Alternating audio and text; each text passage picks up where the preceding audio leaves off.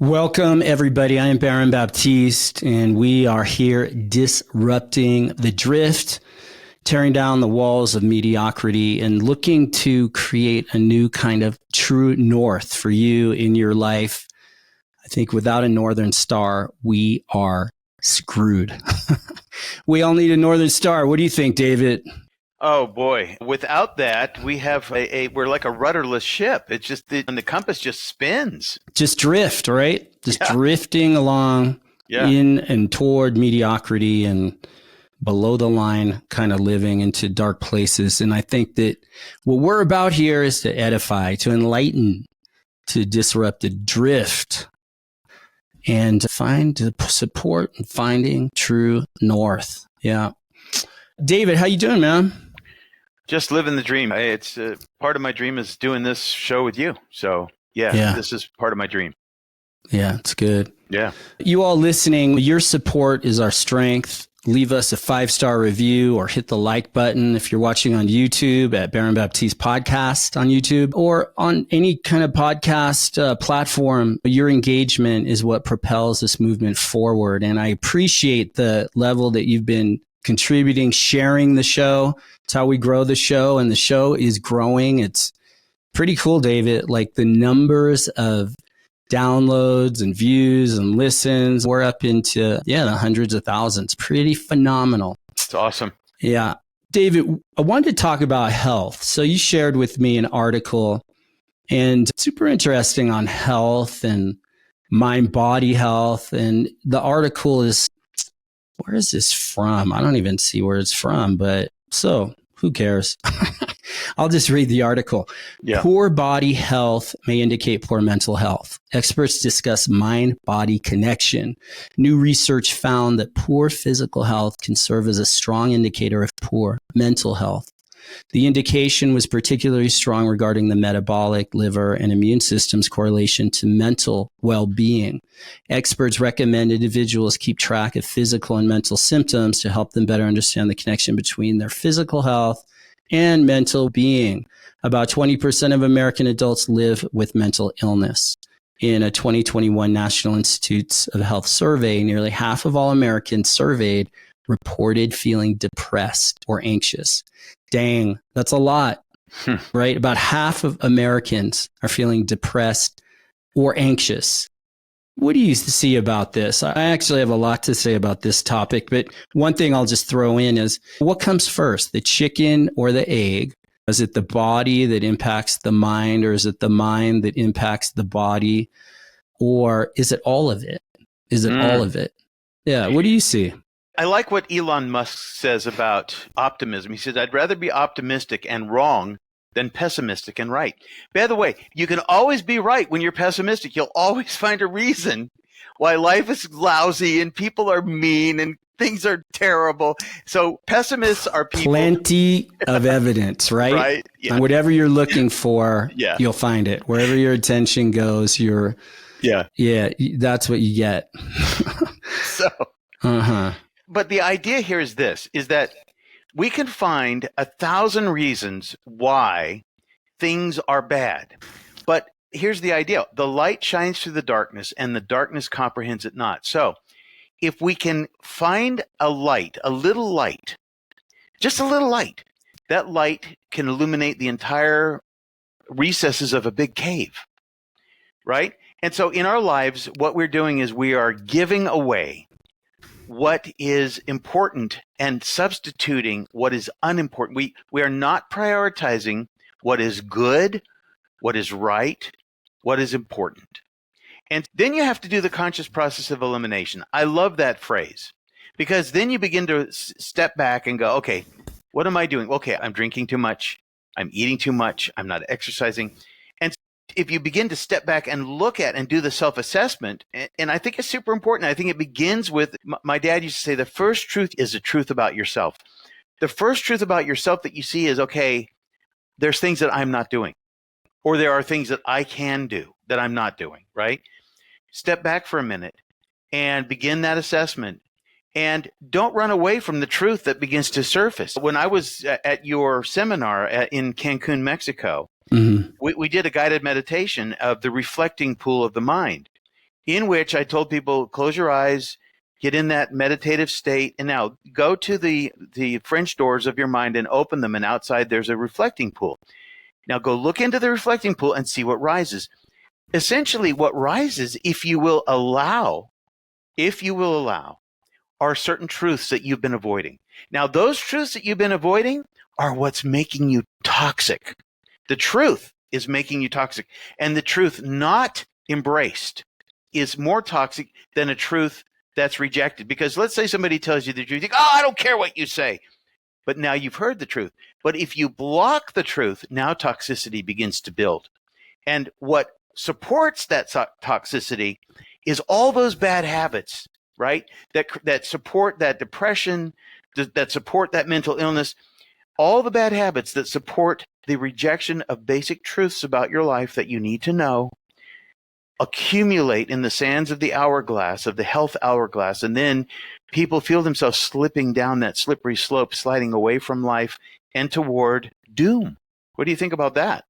Yeah, interesting. Yeah, the rejection of truth. Yes. The shutting out of truth locks you in to a place of suppression, depression, all this energy that the truth, anxiousness, anxiety, angst, resentment, all this energy that gets locked up.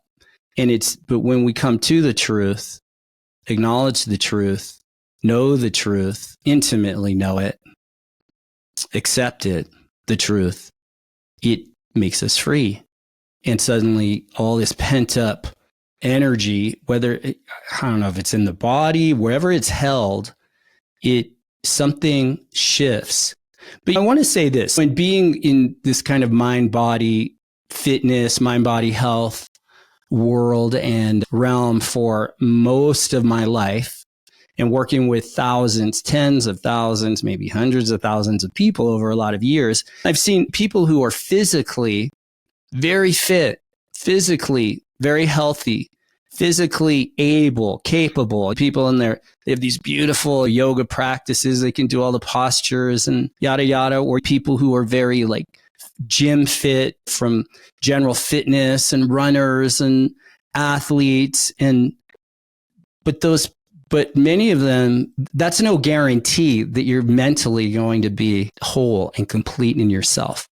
In fact, I've seen plenty of evidence to show that it's not enough to be physically only. I think so. What I'm pointing to is really whole person, spiritually, mentally, physically, emotionally.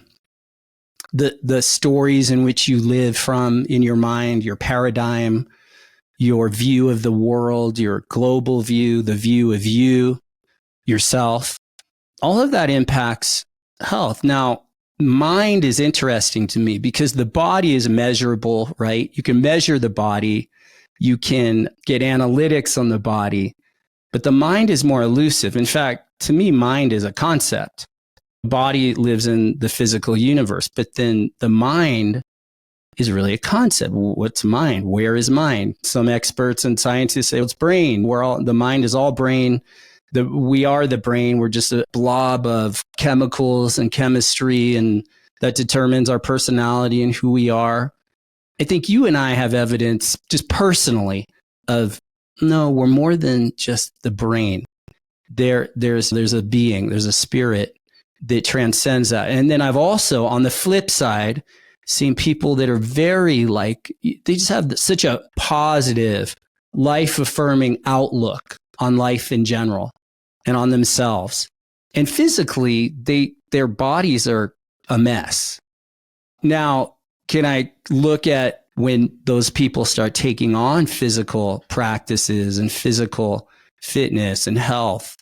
Does that amplify or change their view? Maybe it can, but maybe not. They're just general view and outlook on life and their well-being mentally. Yeah. It can for sure, but I don't think it's one thing. I think when we're talking about this mind, body, being, like what this article is pointing to, to me, it's all of it. We're spiritual beings at the end of the day. We're spiritual beings, and whatever happens to this body, my belief is we drop the body and our spirits are beyond body. That people that lose their body or they lose limbs but at their core, they're a spiritual being and they're still right in there.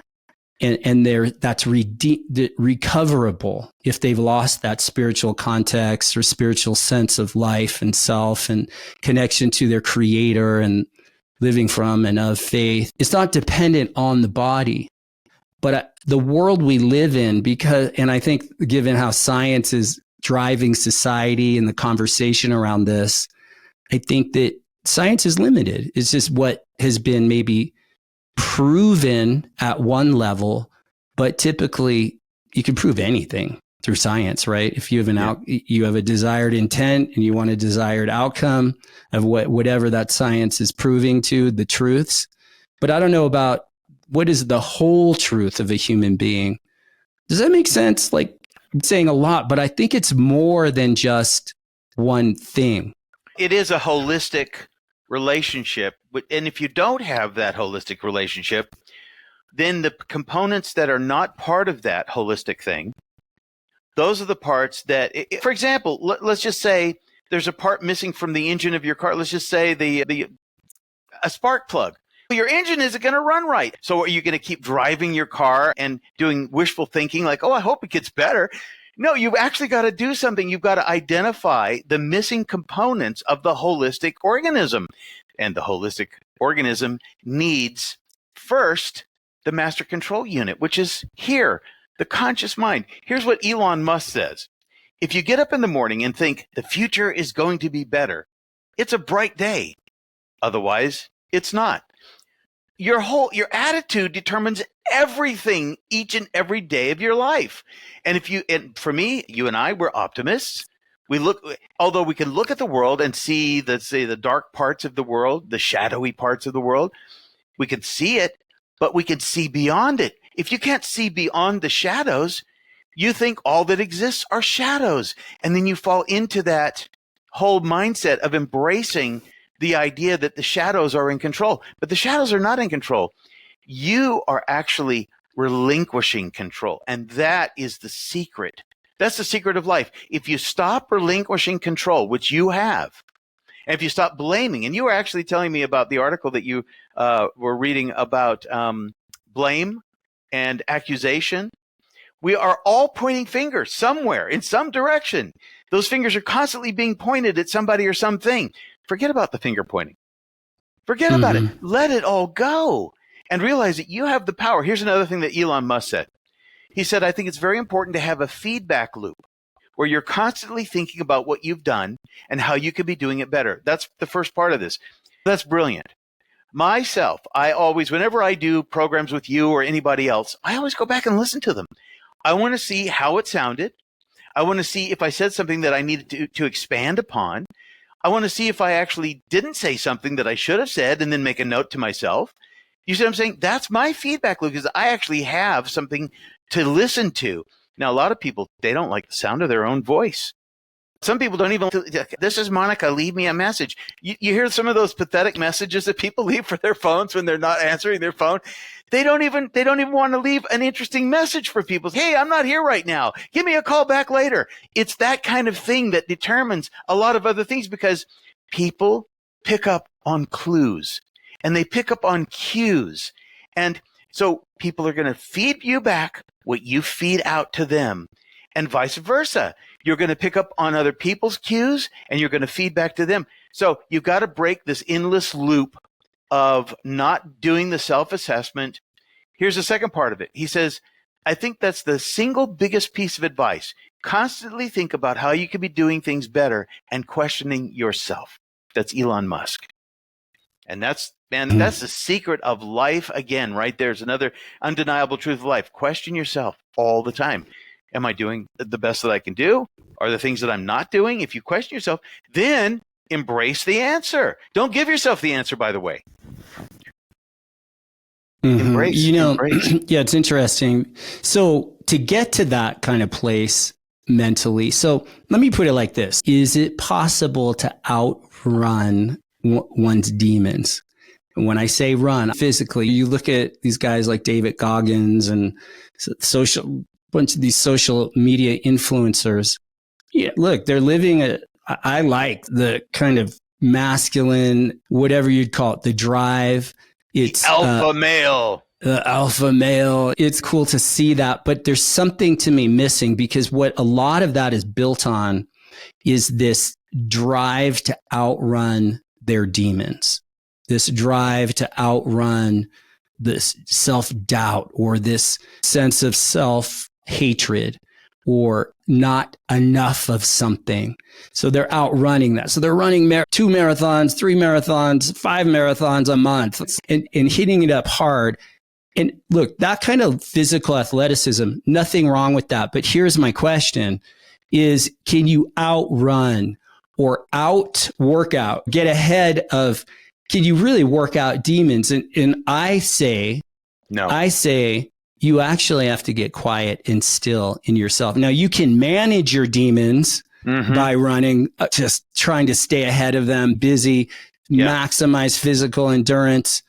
And I'm someone who I rely on my physical practices daily, being athletic, being physical, pushing my limits, opening my body, and also learning how to relax my body. But I know that's an aspect, taking care of my physical well-being. But I also know there's a deeper kind of spiritual, a deeper mental kind of work that has to happen, that to actually, you can't outrun something.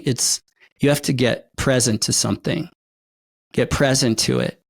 And maybe then and see, well, wait, what's fueling these demons in me? Consider there's something fueling them.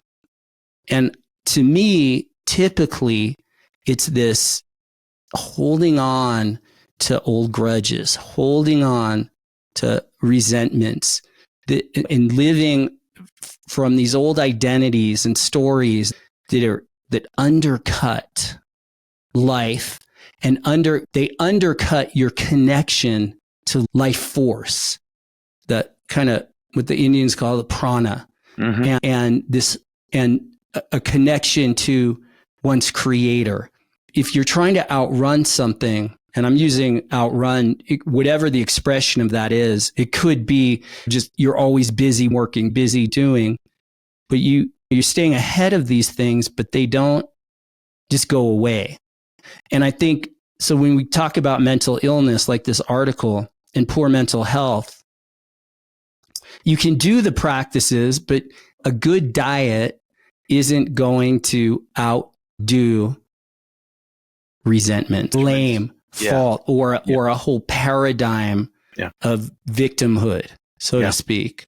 Yeah. It's not going to undo all of that. Now, it allows you the intense physicality or just health practices, diet, exercise. You can cold plunge till you're blue. And that cold will make you blue. I know. I cold plunge every day. I love it. The thing is that, or you can get in your sauna and sweat it out, but it's still something, whatever's driving this mental, what they're calling in this article, poor mental health, I say is more of a spiritual phenomena. Yeah. And I think, yes, do the physical, but the physical can't outdo a bad spiritual diet, so to speak. Yeah, absolutely. Another great quote from Elon Musk. I'm just on Elon today. You are on an Elon wave. And all the people who are like, hate Elon, wait, the ability to listen to wisdom. Yes. If you look at what that guy's created, and if you've just labeled him as whatever because of your politics or your groupthink, pause for a moment. Wait, like the guy is a genius, whether you like him or his politics, whatever. But can you actually learn? There's something to learn from all people. Can you be open enough, aware enough, self-aware enough to not be just autopilot and write people off? Okay, go ahead. What did Elon say this time? Here's what he's saying. Yeah. There have to be reasons that you get up in the morning and you want to live. Why do you want to live? What's the point? What inspires you? What do you love? Mm-hmm.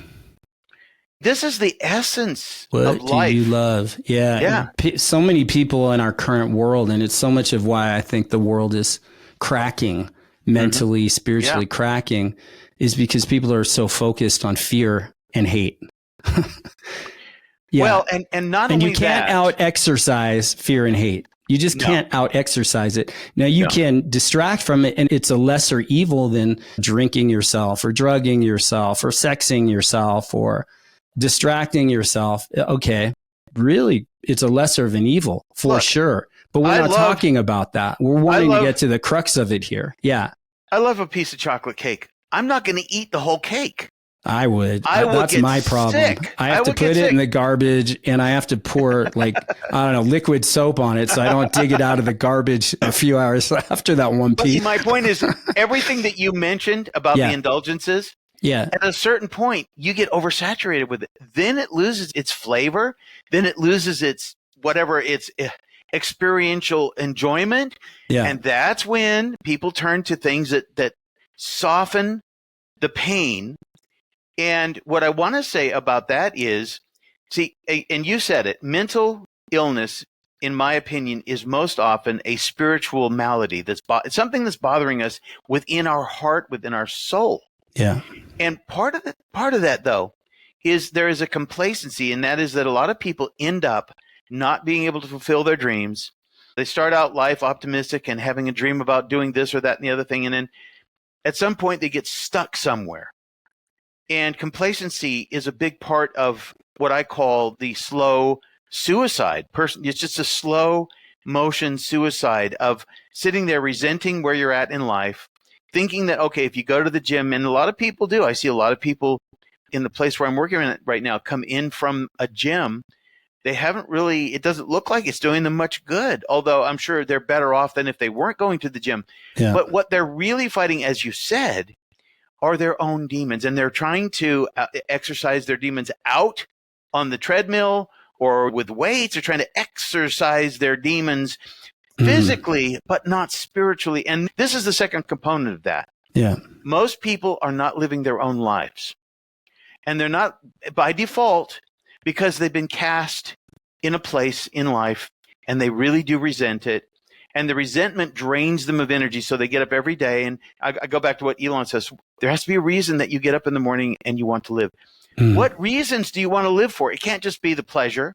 It can't just be food. It can't just be exercise. I read Just an article creature. that said, It just can't be living just from the creature. right. Yeah. Too much exercise Got to actually be ages you. creator and creation and having Yeah. purpose, higher purpose Well, in one's life. That North Star, right? That's right. The Northern Star and the true North in And one's life. let's call it what it is. Mhm. Balance. Yeah. I like the word harmony too. Harmony, balance, equilibrium. Those are the words that we have to look for, because the balance is what makes everything make sense. If you live in the North Pole, you get 6 months a day and 6 months of night. You live on the equator, you get a regular day and a regular night. When you change your relationship with the world that you live in, it doesn't matter where you are in the world, but when you change that relationship with the world and you restore balance through, first of all, the practice of getting quiet and learning how to let go and not having a Memorex mind, which is constantly replaying the things of all day long, every day. And even when you go to sleep, you close your eyes, you can't get rid of the stuff that you were dealing with all that day. You drag it with you through the ether of time, and it becomes like a giant anchor. And you're dragging this anchor. We talk about the suitcase full of bricks. You got to drop the bricks and all the things that you thought were important. You got to drop that and become aware of living one moment at a time, living in the now, living in the present moment, and beginning to embrace this whole concept of balance. And when you do, you'll see that the imbalances begin to right themselves. Yeah. The mental, the anguish, the pain, the fear, the anxiety, the anticipation, all begins to dissipate when you embrace true balance. And you and I, a couple vlogs ago, we talked about how you were into Tai Chi.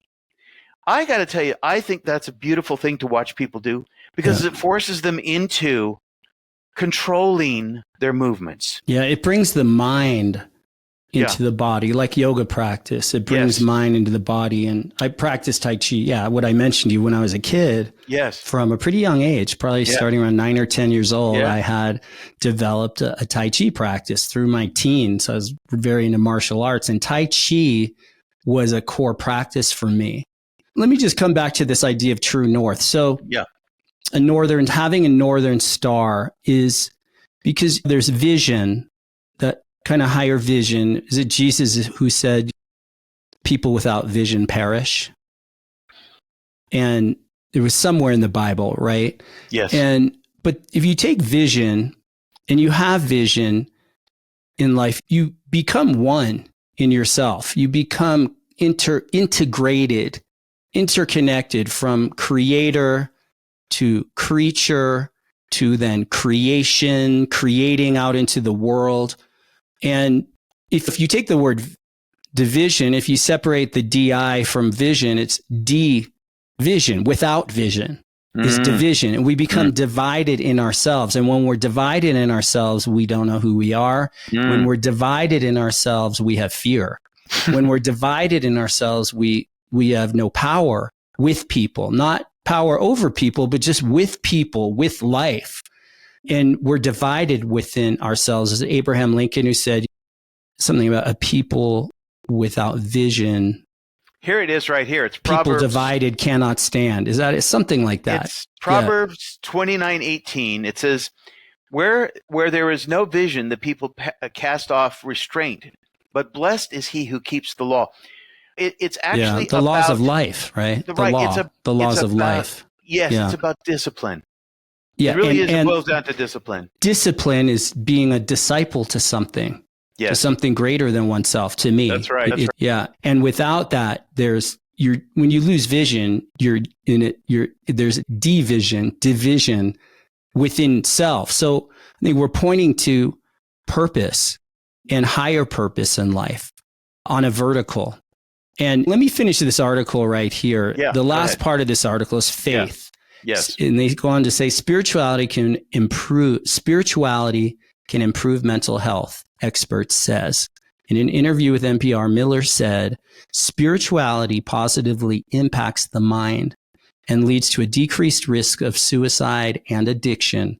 Psychologist Lisa Miller told NPR has dedicated most of her career to the study of neuroscience and spirituality. She found that people who said they have a meaningful spiritual life were 80% less likely to become addicted to drugs or alcohol compared to someone who said they don't.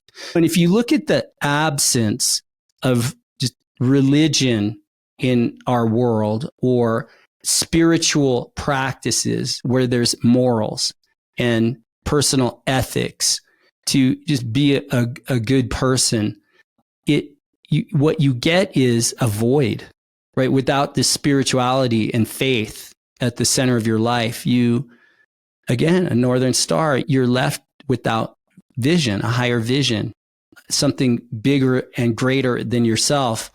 And what you're left is in division, mentally divided, mentally split, mentally ill. And the word health means whole, like health, heal is heal hyphen TH, right? Health.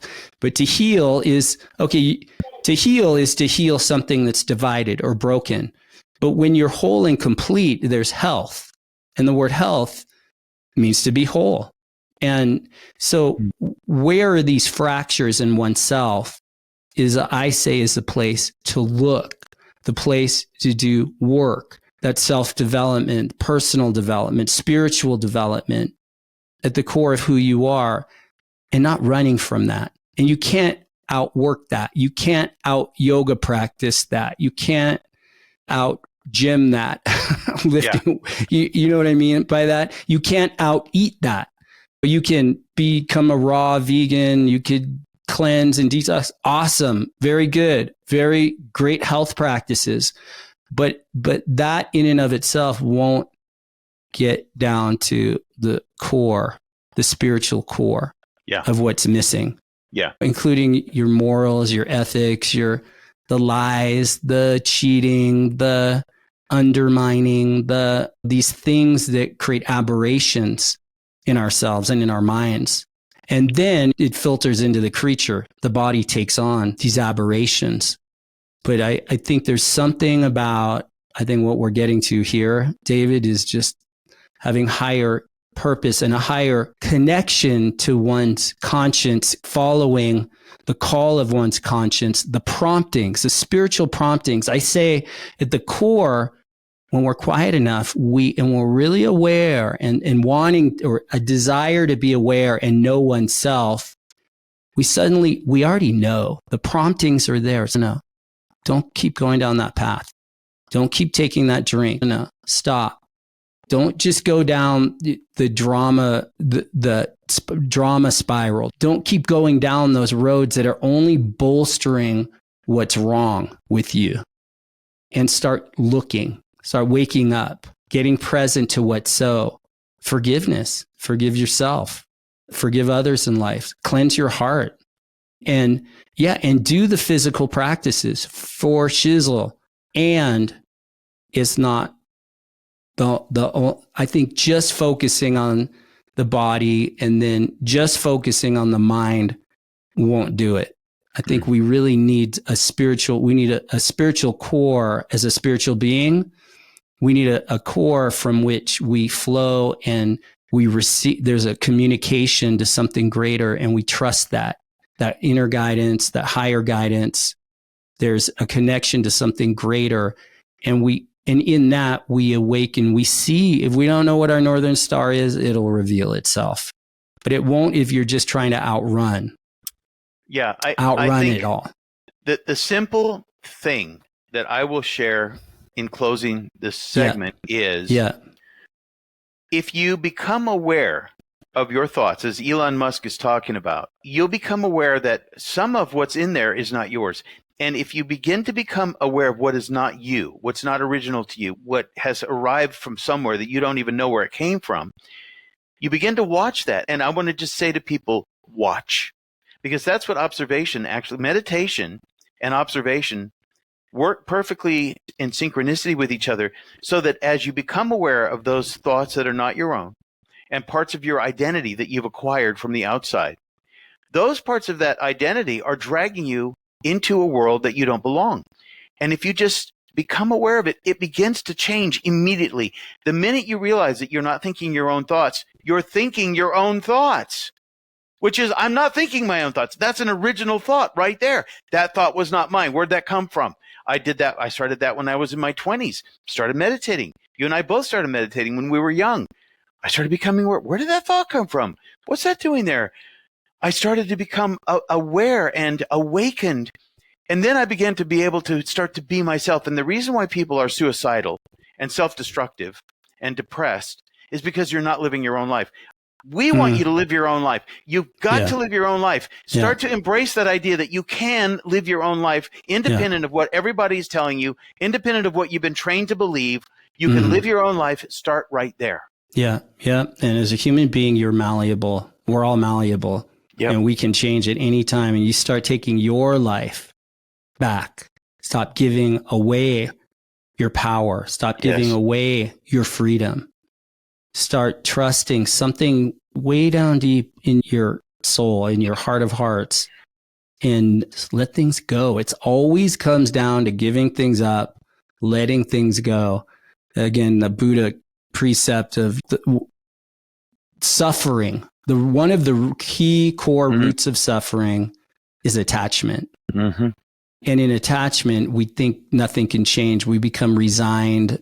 Because we're attached to certain beliefs about ourselves, about life. We're attached to certain judgments, this is just how things are. And it becomes very fixed, objectified, and solid. But we're not solid. We're malleable.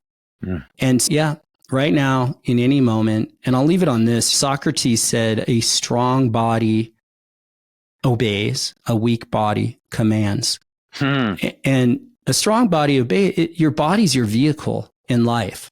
And when you take care of your body, it obeys. It will allow you to do the things you want to do. It will follow. It will support. But a weak body commands your attention. Right? And when your weak body commands your attention, and then you start resenting or resisting what you're experiencing in your body, typically because of poor living habits, it bolsters the body commanding you and driving you. And it's really, if you give all that up, all that resentment or resistance or resisting what you're experiencing, and change your ways of living, change your ways of being. And what you've been pointing to here, David, is your outlook, is what I hear. And that, Elon, and see that life is blessed and life is short, and life, you've got one life here. And if not now, when? To make the difference, to start letting go, giving things up, and getting serious about being a disciple to who you want to become, who you can become. As Shakespeare said, I always like to say this quote, but you know who you are and not who you could be. So to discover who you could be, to discover your potential, how you've been living, how you've been showing up isn't going to it's gotten you where it's got you. Great. If you don't like where you are, then change things up, because to get somewhere new, you're going to have to reorganize who you are and your outlook. And if, not now, when, and if not, who? No, if not you, who? That's right. And if not here, where, when, who? You're it. You are it, and this is it. Period. All right, my friend, have a good one. You all, thank you for listening. If you got this far into it with us, appreciate it. Please share the show. And again, you could send any comments or questions to disruptingthedrift@baronbaptiste.com, disruptingthedrift.com, or you could leave questions or comments on the YouTube channel. Again, please like the show, subscribe to the show, share the show. And until next time, peace out, stay blessed, stay safe, and keep disrupting the drift in small ways, and keep opening up to the life that is looking for you, that wants you. All right. Peace out, y'all.